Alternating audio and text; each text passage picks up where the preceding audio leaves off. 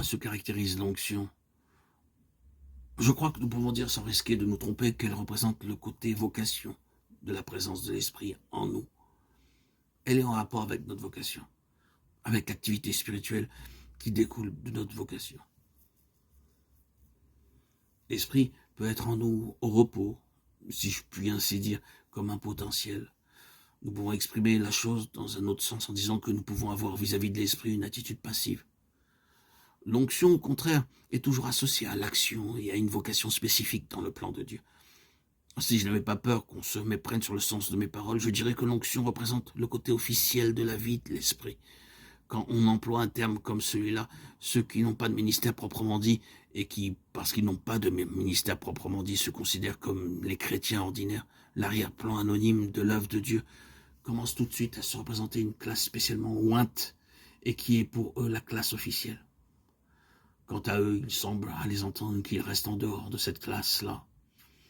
Ils en sont encore au régime de l'ancienne alliance, avec sa distinction nettement tranchée entre ceux qui avaient reçu l'onction pour le service du sanctuaire et le reste du peuple qui n'avait pas à s'en occuper. Si vous nourrissez de telles pensées, bien-aimés, il est grand temps de vous en défaire et de voir les choses comme elles sont sous le régime de la nouvelle alliance. L'onction désormais n'est pas pour une classe privilégiée, elle est pour le peuple de Dieu tout entier. Du reste, dans la pensée de Dieu, il n'en a jamais été autrement, même sous l'ancienne alliance. Si Aaron et ses fils étaient mis à part en vertu d'une onction spéciale, il l'était à titre représentatif. Il constituait en réalité une délégation de tout le peuple. Quand Dieu jetait les regards sur eux, il voyait en eux son peuple tout entier, car en eux, tout le peuple était oint. Eux n'étaient que les représentants de l'ensemble. C'est ce qui ressort clairement du fait que tout le peuple posait les mains sur eux. Il y a là un geste d'identification entre le peuple d'une part et ceux qui le représentent d'autre part. Ce même principe se retrouve dans le Nouveau Testament. L'onction est destinée au peuple de Dieu tout entier.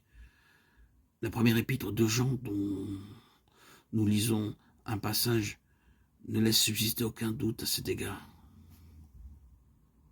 1 Jean 2,20, l'apôtre s'adresse à ses petits-enfants et leur parle de cette onction qu'ils ont reçue, qui est en eux et qui les enseigne. Ainsi, lorsque nous employons le terme officiel, nous n'avons pas à la penser une classe spéciale d'enfants de Dieu.